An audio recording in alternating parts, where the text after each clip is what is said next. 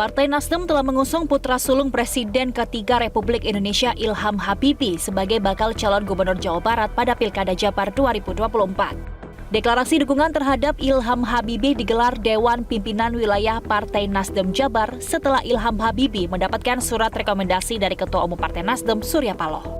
Tapi kami juga mempunyai keyakinan sepenuhnya bahwasanya kemampuan, kapasitas, dan profesionalitas yang Anda miliki ini cukup mumpuni untuk memimpin Jawa Barat. Mudah-mudahan perjuangan dan langkah awal ini akan diikuti dengan hasil yang membesarkan hati kita semua. Untuk itulah saat ini saya menyerahkan rekomendasi ini kepada saudara.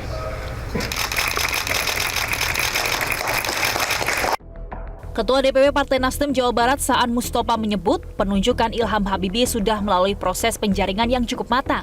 Partai Nasdem menilai Ilham Habibie adalah tokoh yang ideal dan menjawab kebutuhan masyarakat.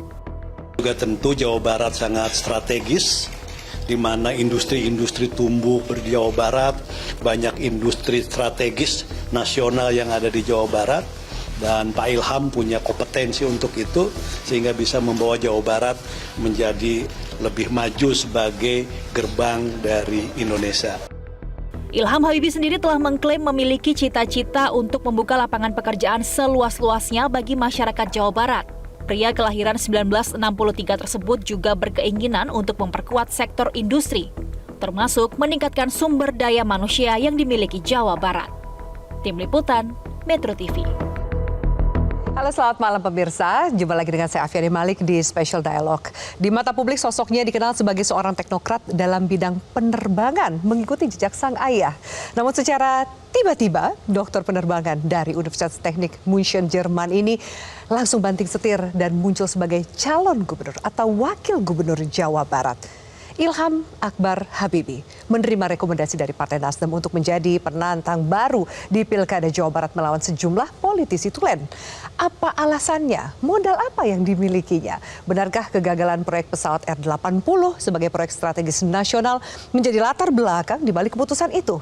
Inilah Special Dialogue, Ilham Habibie mendadak politisi.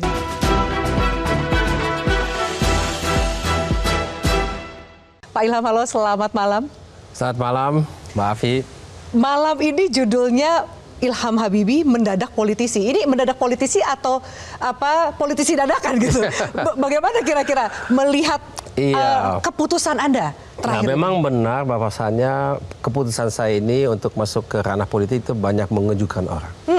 Tapi yang tidak diketahui banyak orang ini sebetulnya ada proses di belakangnya. Memang saya sejak lahir atau karena dididik oleh bapak dan ibu saya mempunyai idealisme tinggi untuk berbuat sesuatu untuk negara dan bangsa. Dan karena saya memang, tadi kan sudah disebut oleh Mbak Afi, saya spesialis gitu ya, saya punya kepakaran di bidang industri, mungkin lebih lagi ke bidang pesawat terbang, tentu saya kalau mau berbuat sesuatu untuk negara bangsa ini, saya kira saya bisa menawarkan sesuatu khusus, tapi bukan terbatas kepada itu, tapi yang ada kaitan dengan industri. Ya. Kita juga sama-sama tahu bahwasannya kita ini mau jadi Indonesia emas. Indonesia emas yang maju, lebih sejahtera, lebih berdaya saing tinggi. Nah, itu hanya bisa kalau kita punya industri kuat. Nah, Jabar ini adalah provinsi dengan mayoritas industri di Indonesia ada di provinsi ini. Jadi kalau menurut saya, kita mau jadi emas sebagai negara, Jabar ini harus jadi emas kalau bisa terlebih dahulu. Karena memang sudah banyak industri. Nah, disitulah nilai tambah yang saya bisa berikan, dan disitulah hal yang mungkin sudah lama saya inginkan, mau kontribusi sesuatu kepada negara ini, mungkin dengan kepakaran saya itu, tapi juga secara menyeluruh. Tapi dulu mungkin saya lebih fokus ke menteri, ya, kalau dikasih kesempatan, tapi kan tidak kejadian. Kemudian sekarang agak berbeda, kita lebih mau ke menjadi kepala daerah. Di mana tapi bukan sembarangan daerah. Ini adalah daerah yang memang punya kekuatan di satu bidang yang sangat diperlukan, dan kebetulan saya juga agak mengerti. Menentukan Jawa Barat dengan tadi yang Pak Ilham jabarkan, kemudian jelaskan dengan segala keunggulan dan juga mungkin potensi yang dimiliki Jawa Barat. Menentukan Provinsi Jawa Barat ini siapa? Dari Anda sendiri, Pak Ilham, atau diskusi dengan partai politik? Itu diskusi dengan teman-teman, saudara dan teman-teman. Jadi ada teman, saudara yang mengajak diskusi, karena saya sebetulnya baru 4 minggu yang lalu saya mulai diskusi ini untuk merencanakan apa yang bisa kita buat di masa mendatang terkait dengan keinginan saya untuk membuat sesuatu. Ya. Nah, ide barunya adalah kenapa tidak coba untuk nyalon. Nah, saya bilang, oke, marilah kita coba, tapi kita lihat dulu respons dari partainya bagaimana. Ternyata responsnya luar biasa besar, dalam dan dahsyat dan cepat. Ini Partai Nasdem? Ini Partai Nasdem, ya. Tapi sebetulnya juga ada partai lainnya yang pernah kita coba dan responsnya tidak secepat ini. Jadi hitungannya sebenarnya kurang lebih 4 minggu ya Pak? Kurang lebih 4 minggu. Anda siap nih Pak? Kalau soal siap, udah lama siap sebetulnya. Tinggal menunggu momentumnya aja sebenarnya. Ini kata yang tepat sekali, momentumnya. Momentumnya sekarang. Momentumnya adalah Sekarang, sekarang. kadang-kadang itu ada momen yang kita harus mampu membaca sesuatu ya. Ada tanda-tanda. Ternyata kalau misalnya kita coba sesuatu kita belum siap, mungkin nggak bisa. Ya. Atau kita mau sesuatu yang bersangkutan tidak siap atau kondisi-kondisi yang ada tidak kondusif terhadap apa yang kita mau juga nggak bisa. Ya. Ya itu memang tidak bisa dipaksakan. Ya. Tapi kayaknya kali ini mungkin ya mudah-mudahan insya Allah ini kayaknya ada banyak titik temu ini ya. Ya, jadi ini momentumnya tepat sekali. Menarik. Kalau saya dengarkan statement Anda di press conference saat mendapatkan surat rekomendasi ya kan, ini semua serba cepat. Bahkan diskusinya pada saat itu sekitar baru 3 minggu gitu. Anda sempat menyebutkan ini test the water. Yang ini sudah menjadi keputusan final atau masih test the water dulu? Kalau test the water itu saya dengan itu mungkin salah sedikit paham karena saya itu adalah pernyataan terkait dengan fase pertama itu di hari-hari pertama itu saya minta saudara dan teman saya untuk test the water. Waktu itu. Kalau sekarang tidak lagi lah. Sudah dapat surat rekomendasi nih. Bukan kita coba airnya dingin panas, kita udah nyemplung langsung. Kita harus benang. Tapi dulu test the water-nya sempat mungkin beberapa rekan atau teman atau bahkan keluarga mendorong Anda kenapa nggak Jakarta. Nah, betul, itu betul. Memang di awal kenapa nggak kok bersikukuh Jakarta, tapi akhirnya memilih Jawa Barat, Pak Ilham? Nah, pertama saya ini orang realis, gitu ya. Jadi di Jakarta itu persaingannya sulit sekali. Ya. Jadi kalau di dua Jakarta itu beda, tidak seperti Jakarta. Mungkin karena Jakarta pernah ibu kota dan memang punya simbol khusus buat negara kita sehingga fokusnya besar sekali kepada kota Jakarta ini. Nah, kalau lain provinsi tidak seperti itu. Nah, pertanyaannya kenapa Jawa Barat ya? Karena itu memang seperti tadi saya katakan, industri banyak di situ. Tapi secara pribadi, saya ini lama pernah tinggal di Jawa Barat. Saya ini pernah kerja di IPTN yang namanya sekarang PT Dirgantara Indonesia. Saya pernah ngajar secara paralel di ITB. Anak saya yang ketiga lahir di situ, saya punya rumah di situ, orang tua saya punya rumah di situ, saya banyak keluarga di situ, banyak teman, saya ada bisnis di situ, semuanya ada. Pak Ilham, banyak yang mencoba mengaitkan dengan berita sebelum Anda memutuskan untuk maju dalam Pilkada Jawa Barat soal proyek R80 yang tidak dilanjutkan sebagai proyek strategis nasional. Bisa terasa sebenarnya kekecewaan itu gitu. Apakah kemudian menjadi gubernur atau wakil gubernur nanti ke depannya ini justru menjadi salah satu cara Anda untuk mewujudkan mimpi itu? Nah, pertama soal proyek strategi nasional itu di pemerintah pusat, bukan di pemerintah daerah. Tentu sebagai seandainya saya terpilih sebagai gubernur atau wakil gubernur, tentunya saya bisa coba untuk mendorong itu. Tapi sebetulnya keputusan finalnya adalah di pusat, bukan di daerah. Namun demikian, ini menarik pertanyaannya karena dalam kenyataannya industri pesawat terbang itu di Jawa Barat. PT DI atau yang dulu dikenal sebagai PT Notanyo atau PT IPTN itu di Bandung. Dan kalau kita ingat kembali pada tanggal 10 Agustus tahun 1995 kita bersama-sama menyaksikan penerbangan perdana dari N250 yaitu adalah pendahulu R80 yang melakukan penerbangan perdananya dengan prototipe yang bernama katod kaca di Bandung. Jadi sebetulnya Jabar ada secara simbolis bisa dikaitkan dengan tinggal landas sebuah pesawat terbang yang bisa diartikan sebagai tinggal landas membuktikan kepada diri kita sendiri dan dunia bahwasanya kita mampu membuat produk dan juga industri yang kompleks seperti industri pesawat terbang. Pak Ilham, banyak yang melihat dan mungkin bertanya ya, Anda sebagai teknokrat, lalu kemudian bisa dikatakan juga bisnismen, Ya, betul. ini kan hidupnya udah nyaman sekali. Nah. Lalu kemudian kenapa Anda mau banting setir ke dunia politik yang mungkin Nah. di satu sisi kita lihat politik itu pengorbanannya besar, bahkan dunia yang dikatakan politik itu kotor. Anda apa pertimbangannya kemudian Anda ingin? Nah, pertimbangannya cuma satu kata, itu tujuan. Tujuannya apa? Karena kita punya tujuan untuk membantu mendorong negara kita jadi maju. Dan itu bagaimanapun adalah tujuan dari apapun yang saya lakukan. Mau saya sebagai bisnismen, mau saya sebagai orang akademisi, mau saya sebagai orang aktivis di LSM atau di organisasi profesi atau organisasi keagamaan, selalu tujuannya adalah untuk kita mendorong negara bangsa kita menjadi maju. Selalu. Nah, ini politisi tidak lain, ini cuma jalur yang berbeda. Ya. Nah, mungkin ini juga sekali lagi mengacu kembali kepada kata kunci tadi, momentum. Karena saya sekarang sudah melihat dirinya itu sudah punya kematangan yang cukup. Saya sudah lama tinggal di Indonesia, sudah punya pengalaman di berbagai bidang, sudah punya umur tertentu. Kalau misalnya saya tunggu lebih lama lagi, mungkin saya sudah terlalu capek, siapa tahu. Jadi ini sehat. Benar-benar momentum yang dinantikan dan semua faktor seakan merestui gitu. Betul sekali. Jadi itu adalah mungkin paling penting kita harus mengerti bersama. Iya. Banyak yang bertanya, kalau tadi juga Pak Ilham katakan, ya sempat juga mungkin penjajakan membuka komunikasi dengan partai lain. Tapi kenapa akhirnya pilihannya jatuh ke Partai Nasdem? Selain support atau mungkin juga chemistry yang cepat sekali terbangun, adakah faktor lain kenapa akhirnya Anda memilih bersama dengan Partai Nasdem?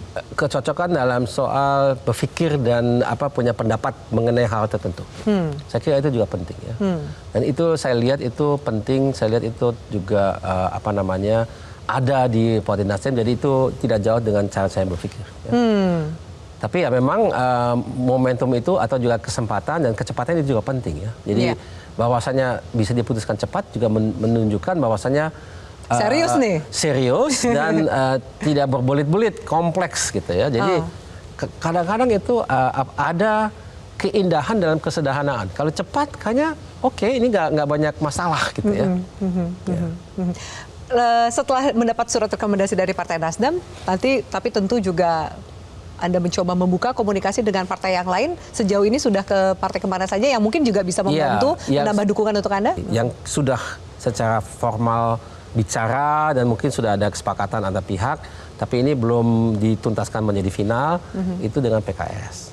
Kalau itu cukup sebetulnya sudah ya. Jadi Nasdem dan PKS jika ternyata jadi ini sudah cukup. Sudah cukup. Angkanya. Tapi tentu masih terbuka untuk partai yang lain ya, kalau mau mendukung gitu ya. Oke, tapi kan rekomendasinya antara calon gubernur dan calon wakil gubernur. Anda maunya yang mana, Pak? Nah, kalau saya boleh pilih, tentu saya pilih gubernur ya. Namun demikian saya juga mengerti bahwa dalam politik itu kita harus lihat gimana dengan survei dan polling ya. Kalau kita lihat memang ada kombinasi yang lain yang kemungkinan besar lebih baik, ya kita kemungkinan akan pilih yang itu. Tapi saya pribadi punya keyakinan bahwa saya mampu dan saya juga pikir saya punya karakter atau punya pengalaman yang mencukupi untuk menjadi gubernur. Oke, baik. Tapi itu kan ya saya pribadi gitu ya. Nanti bagaimana lihat kondisi di lapangan, survei dan lain-lain itu juga menjadi faktor yang menentukan. Betul sekali. Langkah Anda ke depan seperti apa. Oke, kalau kita harus jeda dulu, nanti kita akan bahas lebih jauh, termasuk juga soal gaya kepemimpinan. Apakah Anda memiliki gaya kepemimpinan yang sama dengan ayah Anda, Presiden B.J. Habibie? Kita bahas lebih jauh usai jeda. Pemirsa tetaplah bersama kami. Juga lagi trending bahas soal dinasti politik. Nah, apa tanggapan Bapak soal dinasti politik? Bisa jadi, apakah menurut Anda ini juga Anda khawatir nggak tudingan ini akan juga diarahkan ke Anda ketika Anda juga punya nyali yang sama seperti Bapak? Saya banyak belajar dari Bapak, tapi tentunya saya kira kalau saya dibandingkan dengan Bapak, pengalaman Bapak jauh di atas saya gitu. Masih ya, tapi insya Allah suatu ketika saya juga akan punya pengalaman.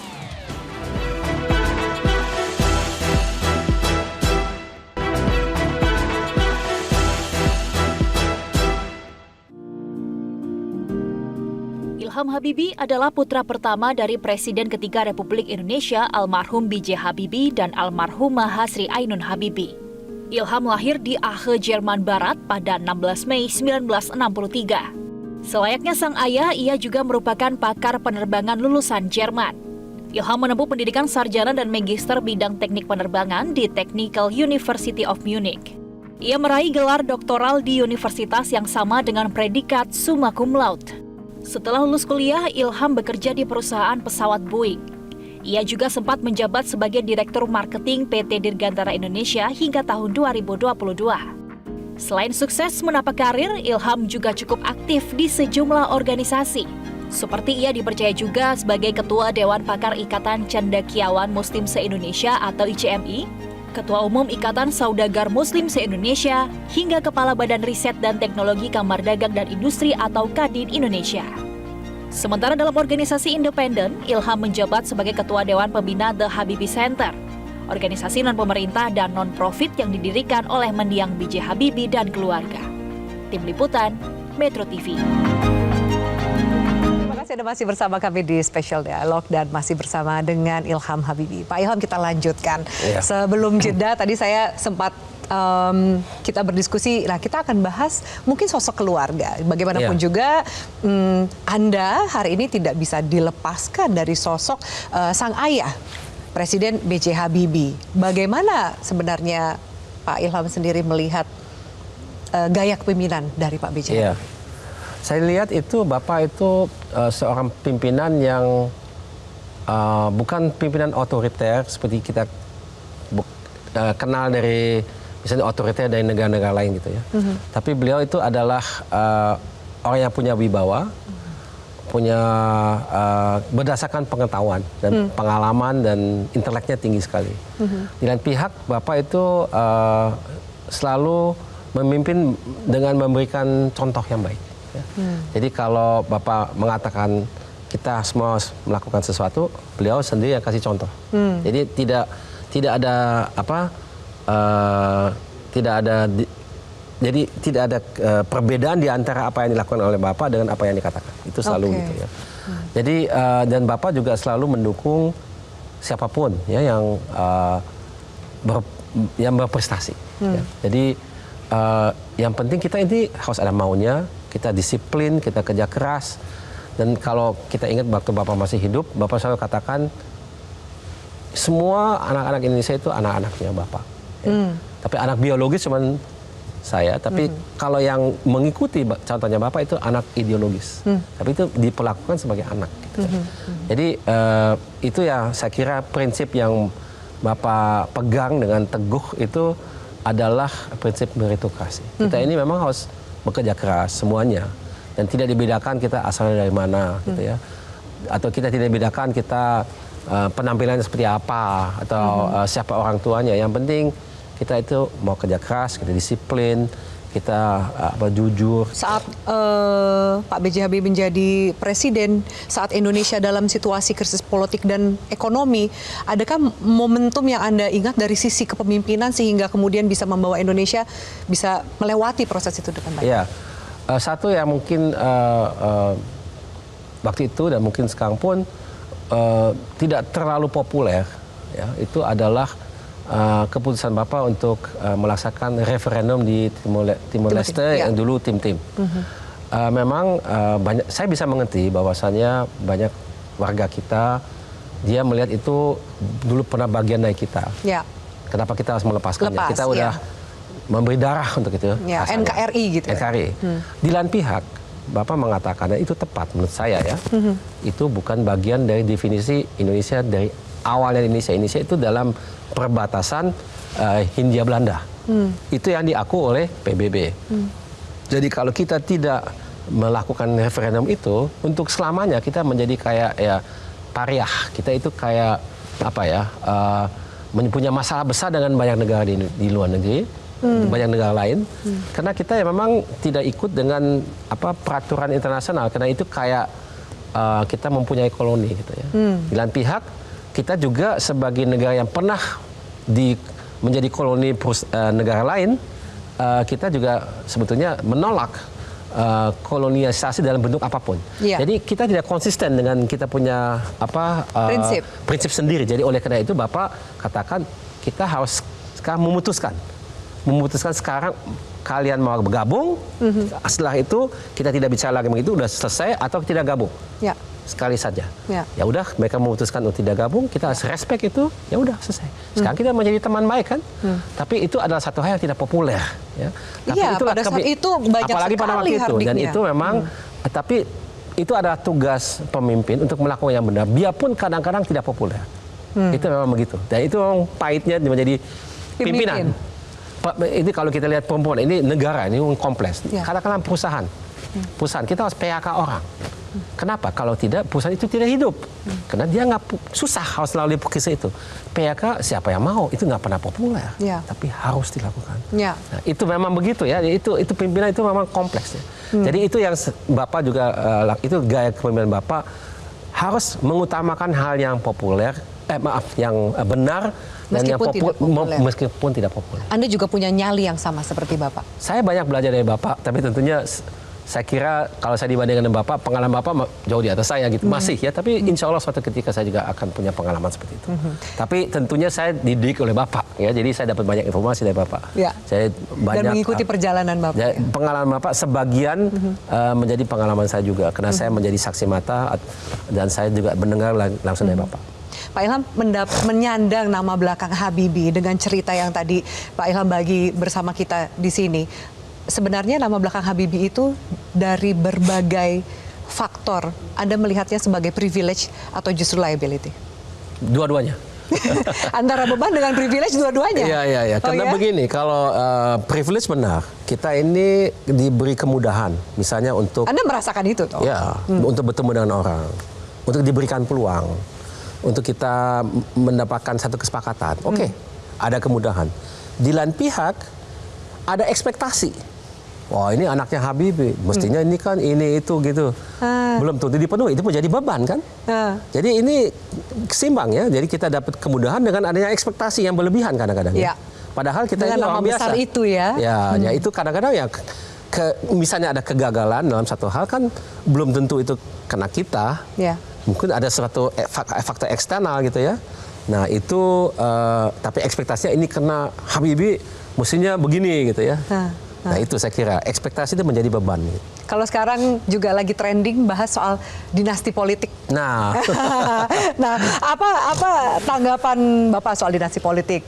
Bisa jadi, apakah menurut Anda ini juga Anda khawatir nggak tudingan ini akan juga diarahkan ke Anda ketika sudah masuk? Nah perbedaannya dengan ya jadi gini, dinasti dalam kalau secara klasis ya, kalau kita katakan kita menerapkan istilah dinasti pada misalnya kerajaan, itu biasanya dinasti itu turun menurun. Bapaknya kasih kepada anaknya, kasih kepada cucu dan sebagainya. Ya. Jadi kena darah, gitu ya, keluarga. Itu dinasti. Kalau itu diterjemahkan di politik, mungkin agak berbeda ya, karena ini bisa berdasarkan darah atau tidak. Kalau kita lihat memang ada kemungkinan berdasarkan darah, jadi dari bapaknya kasih ke anaknya dan sebagainya. Tapi kalau misalnya di saya sendiri, bapak saya sudah wafat 5 tahun yang lalu dan sudah tidak aktif di politik 25 tahun. Jadi itu mungkin ya namanya sama, Habibie. Tapi tidak ada penyerahan dari bapak ke anak gitu ya. Dan itu mungkin bukan aristokratis tapi lebih ke meritokratis gitu ya.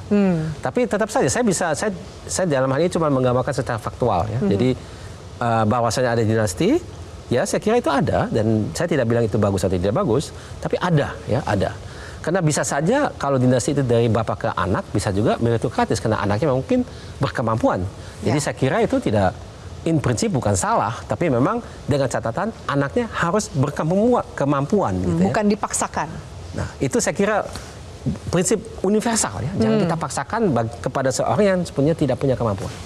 Jadi kalau kemudian sudah masuk ke dalam politik, ada kampanye negatif dan tudingan dinasti politik ini akan diarahkan ke Anda, bagaimana? Nah, itu kan jawabannya sudah jelas ya. Yang Anda tadi jelaskan bahwa itu lebih ke meritokrasi. Lebih ke meritokrasi, betul. Dan bukan tinggal waktu yang akan membuktikan kemampuan Anda. Ya, betul. Kalau dinasti mungkin dalam arti kata nama keluarga. Ini Habibie dulu, Habibie sekarang gitu ya. Bisa dilihat sebagai satu dinasti. Iya, tapi bukan dalam proses berpolitik ya. Bukan. Oke, baik. Kita akan lanjutkan Pak Ilham usai jeda berikut ini. Kita akan bahas soal permasalahan Jawa Barat. Kira-kira apakah sudah ada beberapa solusi yang ditawarkan oleh seorang Ilham Habibie? Usai jeda, tetaplah bersama kami. Perlu ada alternatif. Kalau saya dengar banyak sekali keluhan dari banyak orang di masyarakat, bahwasannya kenapa orang yang dimaju itu yang itu saja. Perlu ada muka baru, fresh face gitu ya. Penyegaran ya dalam pilihan Jadi, masyarakat. itu selalu perlu ya. Jawa Barat masih menjadi magnet investasi menurut Anda? Sangat.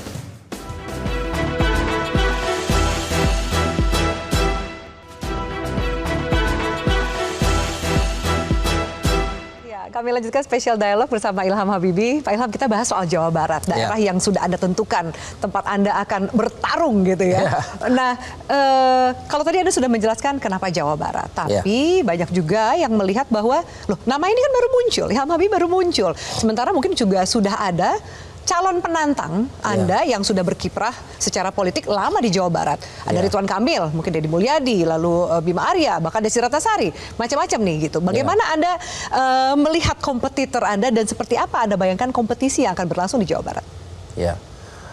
Ya, pertama memang benar pasti ada orang yang sudah lebih lama di ranah politik daripada saya. Saya baru mulai ya. Jadi itu menjadi satu faktor. Di lain pihak memang perlu ada alternatif. Ya. Kalau saya dengar banyak sekali keluhan dari banyak orang di masyarakat, bahwasannya kenapa orang yang dimaju itu yang itu saja. Ya, jadi perlu ada, saya kira juga dikatakan oleh Ketua Umum Partai Nasdem, perlu ada muka baru, fresh face gitu ya. Penyegaran ya dalam pilihan Jadi, masyarakat. Itu selalu perlu ya, sehingga kita ini juga ada pemikiran yang baru. Karena kalau kita mengandalkan kepada yang sudah kita kenal lama itu saja, belum tentu ada pemikiran baru. Karena itu ya memang sudah terkooptasi dengan orang-orang yang kita kenal. Jadi penyegaran itu selalu perlu. Di politik dan di bidang manapun itu selalu perlu ada penyegaran. Pak Ilham, boleh kita lihat data ketika bicara soal kemiskinan Jawa Barat. Kami akan tampilkan datanya, saya bacakan juga. Data BPS tahun 2023, Jawa Barat menjadi provinsi dengan jumlah penduduk miskin terbanyak kedua secara nasional. 3,88 juta orang miskin. Tadi kita sempat membahas sedikit ya. Bagaimana Anda memotret kemiskinan di Jawa Barat sendiri? Apa yang menjadi akar permasalahannya menurut Anda? Pertama, mengapa kita lihat begitu banyak orang Jawa Barat atau juga Jawa Timur yang begitu miskin? Itu karena memang provinsi juga banyak orang. Ya. Jadi ini kan 48 juta, kita lihat persentualnya itu tadi kurang lebih ya sesuai dengan persentase nasional dan hal kemiskinan di bawah 10% ya. Tapi itu saya kira tidak jauh beda dengan secara nasional. Nah, akar daripada permasalahannya menurut saya ya kemiskinan kan terkait dengan faktor ekonomi. Jadi diperlukan yang tadi saya sebutkan lapangan pekerjaan ya. Selain dari itu, pekerjaannya tidak tumbuh di Jawa Barat. Nah, itu Anda memang justru hal yang perlu ditegakkan. Kenapa dia itu tumbuh? Kan ada alasannya. Bisa saya ceritakan kalau mau. Jadi misalnya ya saya kasih contoh. Industri tekstil itu dulu tulang punggungnya Jawa Barat dari hal lapangan pekerjaan. Sekarang banyak perusahaan tutup. Kenapa dia tutup? Karena kita tidak punya daya saing tinggi lagi. Kenapa kita tidak punya daya saing tinggi? Karena kita dulu waktu kita daya saing tinggi, kita itu menang kompetisi lawan negara lain misalnya, karena kita murah. Kita produktif karena itu. Tapi itu hilang karena kita sudah tidak lagi semurah negara yang sebenarnya dari segi perkembangannya di bawah kita. Katakanlah Bangladesh, katakanlah Kambodia, katakanlah Sri Lanka, itu mereka ya, mohon maaf, mereka lebih miskin dari Indonesia sehingga tenaga juga lebih murah. Jadi kita tidak boleh lagi mengandalkan kepada yang namanya dalam bahasa Inggris comparative advantage atau juga keuntungan komparatif. Ya. Kita harus kompetitif, jadi harus punya daya saing karena produktivitas karyawan kita, karena teknologinya, karena kemampuan untuk bisa bekerja dengan cepat sekali menyesuaikan kepada keinginan pasar, jadi ada fleksibilitas, banyak sekali hal. Atau juga faktor sustainability atau keberlanjutan sekarang kan penting, karena kalau kita lihat di tekstil itu kan trennya itu sekarang bukan lagi fast fashion tapi sudah super fast fashion. Jadi selera masyarakat dunia cepat berganti. Jadi kita harus cepat membuat produk baru, cepat harus logistik harus cepat. Ini bisnisnya udah beda. Jadi kita harus up to date dengan industri itu. Jawa Barat masih menjadi magnet investasi menurut Anda? Sangat. Ya. Itu kelihatan sekali kalau kita lihat misalnya koridor di antara Jakarta dan katakanlah Cikampek. Kiri kanan pabrik semua. Jadi itu yang kita sebut sebagai Pantura kan. Itu adalah menurut saya kayak inti daripada industri di Jawa Barat di situ, selain daripada klaster yang ada di Bandung. Dan tentu ada juga pabrik-pabrik di tempat-tempat lain, tapi itu terpencar. Gitu ya. Menunjang industri yang mapan harus ditunjang juga dengan sumber daya manusia yang kuat. Betul sekali. Salah satunya adalah pendidikan. Ya. Dan itu juga menjadi salah satu permasalahan yang tertinggi. Betul. Akses terhadap pendidikan, lalu kemudian angka lulus sekolah sampai kemudian bisa masuk ke perguruan tinggi, meskipun banyak perguruan tinggi di Jawa Barat. Banyak sekali. Adakah Anda melihat apa yang bisa dilakukan untuk mencoba mengurai masalah ini? Itu sangat penting dan sangat relevan, dan saya harus katakan di sini universitas penting, tapi ada juga sekolah vokasional yang juga harus diperhatikan. Jadi kelemahan yang secara klasis ada di Indonesia itu adalah kecocokan orang yang lulus dari universitas atau sekolah vokasional dengan apa yang diperlukan di industri. Jadi di ekonomi itu kadang tidak cocok. Jadi seringkali harus ada semacam retraining. Jadi nggak terserap. Nggak, serapnya dan juga kecocokan. Kadang-kala itu harus dipelatih lagi biar karena apa yang diterima dari universitas masih ada hal yang applicable langsung ke industri. Gitu ya. Itu adalah satu hal di mana perlu ada kerjasama di antara industri dan perguruan tinggi atau akademia dengan bisnis dan industri untuk mencocokkan kurikulumnya, dan juga diberikan kesempatan lebih baik untuk mahasiswa misalnya untuk magang di industri, tapi bukan hanya sekedar magang fotokopi dan buatkan teh dan kopi, tapi juga misalnya diberi kesempatan untuk dia berkarya secara produktif gitu ya.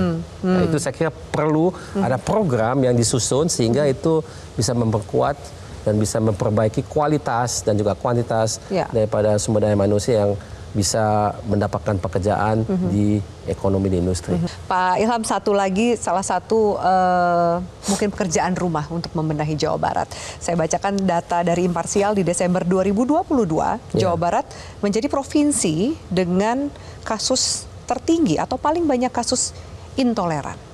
Ini datanya mungkin dikatakan pada saat itu juga sempat kita lihat 12 tahun angkanya tidak turun drastis atau turun secara signifikan. Nah, ini kan berkaitan juga dengan kebangsaan, berkaitan juga dengan sosialisasi dan toleransi dari masyarakat. Bagaimana Anda melihat ini dan apa yang perlu diubah? Ya, pertama saya kira sebagian daripada masalah itu terkait dengan tidak adanya lapangan pekerjaan dan jumlah yang memadai. Karena itu seringkali yang saya dengar dari teman-teman adalah remaja yang memang nganggur gitu ya. Jadi kembali lagi sebenarnya faktornya ekonomi. Tidak saja. Ekonomi itu satu ya. Yang kedua mungkin pendidikan. Ekonomi itu penting karena kalau mereka itu punya pekerjaan, mereka tidak nganggur di jalanan dan tidak banyak iseng gitu ya. Mereka sibuk. Dia punya kesibukan. Tapi tetap saja dia bisa intoleran gitu ya. Intoleran yang punya pekerjaan ya, tapi itu mungkin lebih terkait dengan pendidikan. Jadi pendidikan itu harus kita ajarkan dengan cara yang benar-benar mereka membuka mata mereka bahwasanya intoleransi itu bukan satu hal yang kita tidak diperbolehkan di negara kita. Ya, karena ini melawan asas daripada NKRI kita, melawan Pancasila. Ada situasi lain juga yang saya lihat itu di banyak tempat itu sebetulnya secara global gitu ya. Itu adalah bahwasannya di dewasa ini karena ekonominya memerlukan seringkali bapak dan ibu bekerja.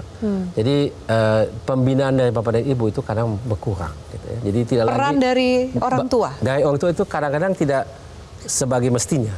Karena karena dua-duanya kerja jadi tidak lagi waktu untuk anak ada tapi tidak kualitas kan. Jadi itu saya kira faktor faktor yang penting kita perhatikan. Ada yang lain yang baru saya ingat, yaitu adalah faktor yang kita lihat dengan dominan dunia maya itu. Iya. Jadi contoh-contoh yang kita dapat baik dalam negeri maupun dalam luar negeri itu bisa kemana saja tanpa ada filter. Baik, ternyata ujungnya dari intoleransi banyak sekali. Banyak sekali, bukan satu saja. Bukan hanya satu faktor, sehingga juga peran keluarga, pendidikan, pekerjaan, ujungnya ekonomi, menjadi permasalahan yang sangat kompleks. Kompleks memang kompleks. Semoga Anda bisa membenahi. Amin. Kita harus jeda, Pak Ilham. Kita akan lanjutkan, dan bukan saya saja yang akan bertanya kepada Pak Ilham Habibie, saya juga akan membacakan pertanyaan dari netizen yang sudah kami terima. Usai jeda, tetaplah bersama kami. Sebagai warga Jawa Barat mungkin tahu kalau Bapak jadi gubernur, yang prioritas tuh peraturan soal apa nih Pak? Saya main piano. Main piano? Ya, dan saya juga bisa nyanyi, tapi ya gitu. saya tidak profesional, cuma Iya. Tapi saya nggak nyuruh Bapak nyanyi kok, tenang aja. Mungkin juga untuk meyakinkan pemilih Anda di Jawa Barat gitu, mengapa harus Ilham Habibie untuk Jawa Barat?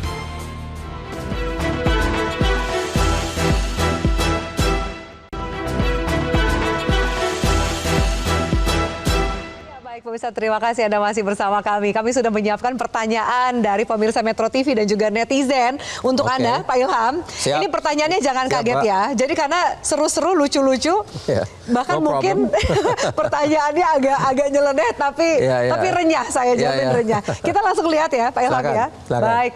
Kita akan lihat pertanyaan dari netizen. Nah kan, kalau tadi saya nanyanya soal Jawa Barat, soal politik dan lain-lain, netizen ini pertanyaan nanya berat-berat gitu. yang ini bagian yang ringan. Musik dan lagu favorit Bapak apa sih kira-kira? Wah Pak, banyak yang mau tahu ternyata musik dan selera musik dan band atau lagu favoritnya apa sih Pak? Wah, kita mungkin ini saya punya spektrum atau apa yang saya suka itu luas sekali ya. Jadi dari musik klasik sampai dengan musik pop, rock, bahkan techno itu ada yang saya suka. Kalau klasik, Bapak dengan musik klasik kebayang. Tapi kalau musik techno Pak, ya, atau memang. pop gitu, siapa contoh yang kalau kita lihat musik nasional ya, musik nasional, saya suka dengan misalnya Malik and the Essentials. Saya suka. Oh, oke. Dan lagu-lagunya itu selalu indah dan lagunya itu menyenangkan gitu ya. Buat saya kalau saya mendengar lagu itu harus memberi suasana yang yang positif. Kita menjadi entah terharu atau kita jadi semangat atau kita jadi positif. Jadi ada emosi lah yang didengarkan dari musik itu ya. Biarpun ada juga yang datar aja, tapi dia juga membuat suasana gitu ya. Oh gitu. Tapi buat saya musik yang saya benar-benar suka itu seperti itu. Atau yang saya juga suka itu ada grup kompos yang baru namanya atau band namanya Diskoria atau juga Marion Jola. Marion Jola. Tapi Bapak sendiri bisa main musik nggak? BCL saya juga suka. Oh gitu. Iya. Bisa main musik nggak tapi? Saya main piano. Main piano? Ya, dan saya juga bisa nyanyi, tapi gitu. saya tidak profesional, cuma tapi saya nggak nyuruh Bapak nyanyi kok, tenang aja. Gak siap. Jangan, gak siap. Oke, baik. Kita lanjut ya, Pak Ilham, ke pertanyaan dari netizen berikutnya. Ayo kita baca bersama. Nah, ini berkaitan dengan background Bapak tentunya. Pak, kira-kira Indonesia bisa nggak sih bikin pesawat sendiri? Bisa atau enggak? Dan kalau tidak bisa, atau bisa apa sih kendalanya kenapa Indonesia belum punya pesawat sendiri? Nah, sebetulnya kita sudah punya dan kita sudah buktikan berkali-kali kita bisa. Jadi yang pertama kali kita buktikan kepada dunia bahwa kita bisa buat sendiri itu pada tanggal 10 Agustus tahun 95. Ya. Yang sampai saat ini kita masih merayakan tiap tahun sebagai Hari Kebangkitan Teknologi Nasional, Hakteknas. Di situ kita merayakan penerbangan perdana dari pesawat terbang N250 yang kita bersama-sama melihat penerbangan perdananya tanggal 10 Agustus itu. Tahun 95. Jadi kita bisa. Nah sekarang dan sudah terbukti. Sudah terbukti, tapi perlu saya tambahkan kita sudah buat yang kedua sekarang yang namanya N219. Itu adalah pesawat yang lebih kecil. Dia memang tipenya berbeda, tapi dibuat juga oleh perusahaan yang sama, yaitu adalah PT Dirgantara Indonesia. Dan itu penerbangan perdananya beberapa tahun yang lalu, tapi saya tidak ingat kapan persisnya. Jadi in prinsip kita bisa. Tantangan yang kita hadapi saat ini adalah membuat, bukan saja membuat, tapi juga membuat industrinya. Industrinya adalah satu, ya kita punya kemampuan bukan saja membuat tapi juga mendesain, membuat, juga menjual, merawat dan mengembangkan lanjutannya dan sebagainya seterusnya. Jadi menjadi satu industri yang berkelanjutan. Yang paling penting itu adalah punya industri, punya orangnya. Orangnya ada? Ada. Di Indonesia itu banyak orang yang punya pengalaman dan dia insinyur, teknisi, dia orang finance, karena harus juga mengerti bagaimana memfinance-nya, atau juga orang produksi yang mampu menjadi bagian daripada industri tersebut. Itu sudah jelas ada. Namun demikian kita harus jalan terus, nggak boleh berhenti gitu. Kalau kita berhenti nanti mereka pun yang punya kemampuan bisa lupa. Jadi ini penting kita tetap ada pekerjaan di industri itu. Itu penting sekali. Penting continuity dan konsistensi. Berkesinambungan itu penting sekali. Oke, baik. Semoga terjawab tadi pertanyaan dari netizen. Berikutnya. Mungkin ada sekitar 2 penanya lagi nih. Nah, Ini kayaknya warga Jawa Barat ya. Kalau nanti Bapak jadi gubernur Jawa Barat, apakah Bapak mau bikin aturan apa? Bapak mau bikin aturan apa sih? Mungkin yang priority. Sebagai warga Jawa Barat mungkin tahu kalau Bapak jadi gubernur, yang prioritas tuh peraturan soal apa nih Pak? Gitu. Saya kira buat saya yang prioritas adalah semua hal yang bermuara untuk kita memperbanyak lapangan pekerjaan. Ya. Itu memang nomor satu. Jadi yang tadi saya katakan terkait dengan pendidikan penting. Kita harus ada kerjasama di antara sektor pendidikan atau sektor akademia dengan sektor industri atau ekonomi. Nah itu menurut saya perlu ada cluster. Jadi kita seolah sudah harus bukan saja mendorong, tapi juga membina, kita ikut serta dalam diskusi antar pihak sehingga itu terwujud adanya hal-hal yang menjadi manfaat untuk semuanya. Misalnya adanya kurikulum yang sesuai dengan apa yang diperlukan, atau juga yang kita perlukan juga teknologi yang kita kembangkan sendiri, dan itu memang banyak orang di akademi dia punya kemampuan, hanya saja kalau penelitian mereka itu jarang dipakai oleh industri. Nah, kalau industri memerlukan teknologi, dia lebih suka beli di luar. Kenapa enggak kita coba untuk membuat lebih banyak sendiri? Gitu. Saya tidak katakan semuanya, ada juga memang kita mungkin ada baiknya kita lebih baik kita beli karena tidak banyak yang mendapatkan manfaatnya, tapi seringkali kita harus lebih baik buat sendiri. Nah itu saya kira peraturan yang membantu ini, itu yang saya mau buat. Tapi saya juga sadari bahwasannya di sini kita harus kerjasama. Jadi yang tadi saya bilang harus dengan bupati, harus dengan wali kota, tapi juga harus dengan pemerintah pusat. Tidak mungkin kita main jalan sendiri. Nggak bisa. Ini semuanya ada tugas. Jadi kita satu tim lah, kita membentuk satu tim untuk kita mencari di mana titik lemah kita, di mana harus kita perbaiki. Dari titik lemah menjadi titik temu ya Pak ya? Betul, dari titik temu menjadi titik kuat. Titik penguatan untuk permasalahan itu. Baik. Pak Ilham, tadi kita sudah bacakan pertanyaan dari netizen. Tapi ternyata pemirsa Metro TV juga ingin bertanya kepada Bapak. Boleh dong. Boleh dong. Mumpung beliau ada di sini dan semoga bisa menjawab pertanyaan dari Anda. Kita simak bersama-sama Pak. Ini pertanyaan yang sudah kami rekam dari pemirsa Metro TV. Di Jawa Barat khususnya, karena kan kita sebagai mahasiswa yang sering pulangnya kadang larut malam. Nah, sedangkan di Bandung ini tuh banyak sekali gangster yang berkeliaran gitu. Jadi selebihnya nanti bagaimana ketika Pak Ilham terpilih untuk mengatasi keamanan di Kota Bandung ini? Baik. Itu sebenarnya kayaknya ini mahasiswa nih Pak ya. Atau pekerja muda nih. Dari sisi keamanan, mungkin dia anggap bahwa mungkin tingkat kerawanan dari sisi kejahatan agak tinggi. Apakah ada solusi yang ditawarkan gitu? Saya kira dalam hal ini kita Bandung ya, Kota Bandung harus kerja keras bersama dengan wali kota kan ini. Ada mungkin porsi gubernur, ada porsi wali kota. Nah itu harus kita lihat bagaimana kita bagi tugas dalam hal itu ya. Yang jelas yang saya dengar itu ada banyak geng-geng motor gitu ya. Geng motor ya Pak. Kalau geng motornya produktif, bantu masyarakat ini tapi ini geng motornya pelaku kriminal. Ya itu saya kira harus dipikirkan. Saya kira sebagian daripada alasan mengapa mereka menjadi seperti itu, barangkali lagi-lagi soal ekonomi kan. Dia ini nggak ada pekerjaan ya, jadi sehingga dia bekerja dengan cara seperti itu. Jadi kalau kita menciptakan lapangan pekerjaan yang dimana mereka bisa berkarya, mungkin masalah itu lambat laun akan hilang gitu. Itu satu solusi. Yang lain mungkin dengan adanya sistem pengawasan yang lebih kuat. Yang ketiga mungkin kita berkomunikasi dengan mereka gitu ya, untuk mencari tahu apa yang mereka perlukan untuk kita menyelesaikan masalah yang mereka hadapi. Itu juga pendidikan, dia tidak cukup yang menjadi bekal mereka untuk mendapatkan pekerjaan. Mungkin misalnya pelatihan gratis buat mereka. Karena geng motor mungkin pelatihannya montir gitu Pak ya kan? Misalnya bisa. Jadi, bikin usaha atau macam-macam. Atau yang kita lihat saat ini tentunya Gojek dan sebagainya. Tapi mungkin bukan itu yang mereka mau, nggak tahu ya. Tapi masih ada satu lagi. Ini menjadi pertanyaan terakhir untuk Anda, Pak Ilham. Kita simak bersama. Yang mau ditanyakan, ya mungkin ya program beliau sendiri untuk masyarakat Jawa Barat itu apa gitu. Dan termasuk untuk Kota Bandung juga. Itu. Iya terutama sekali ya untuk teman-teman kami lah, pedagang kaki lima lah. Karena memang gini, ini kan masyarakat pedagang kaki lima ini kan ya masyarakat yang berusaha untuk mendiri, untuk bangkit ya. Nah itu dia gitu kan. Nah itu bagaimana perhatian beliau untuk pedagang kaki lima itu sendiri gitu. Oke, baik. Ini mungkin mewakili banyak pertanyaan banyak orang. Bagaimana soal nasib pedagang kaki lima gitu kan? Mungkin ada pelaku usaha mikro gitu, Pak. Apakah sementara mereka ini kan bisa dikatakan menjadi buffer ekonomi dari sebuah daerah? Betul. Ya. Apa yang bisa Anda tawarkan? Nah, saya kira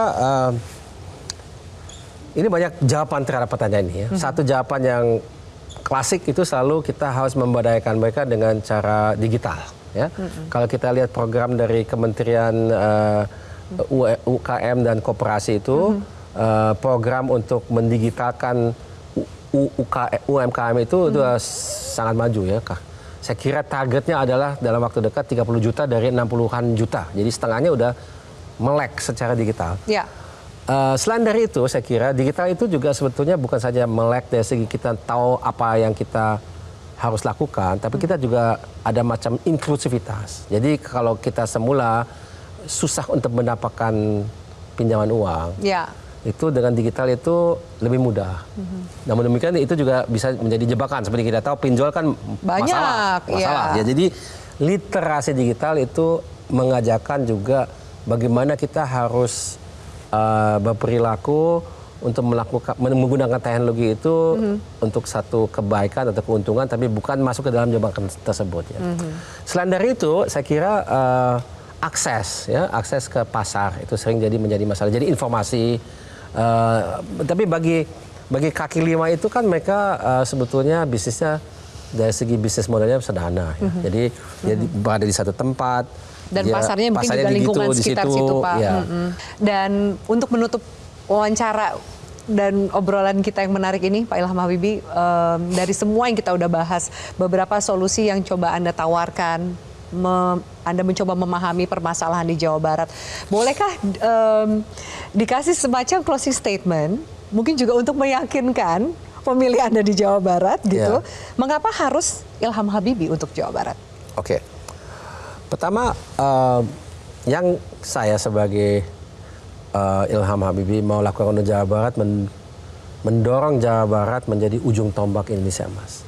Dengan adanya teknologi, inovasi, industri, SDM yang mumpuni dan berbudaya, itu kita menjadi bagian dari Indonesia yang produktif, inovatif, kreatif. Ini kreativitas sudah ada di dalam masyarakat Jawa Barat, tapi kita harus arahkan sehingga dia menjadi inovatif dan produktif. Saya kira saya sebagai seorang yang punya latar belakang saya pengalaman dalam bidang-bidang seperti itu cukup untuk saya bisa menjadi pimpinan untuk mendorong hal itu. Memang Jawa Barat bukan saja mengalami masalah ini, ada juga masalah-masalah lain. Tapi masalah lapangan pekerjaan buat saya adalah, kalau kita lihat ya, polling masyarakat kita tanya masalah apa yang Anda alami, itu masalah ekonomi, masalah lapangan pekerjaan.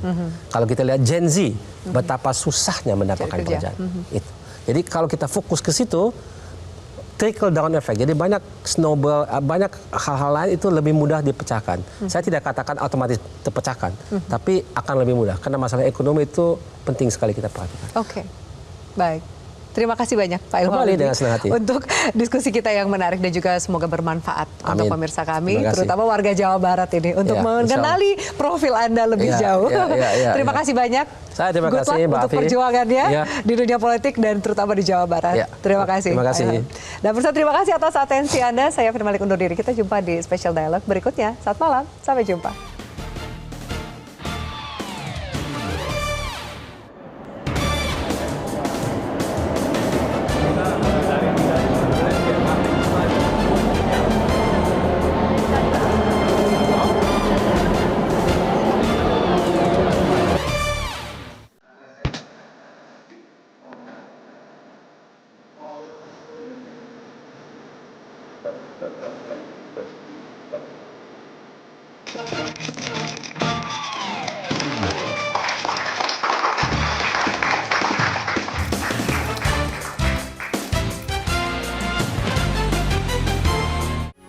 Metro TV. Jelajahi cara baru mendapatkan informasi. Download Metro TV Extend sekarang.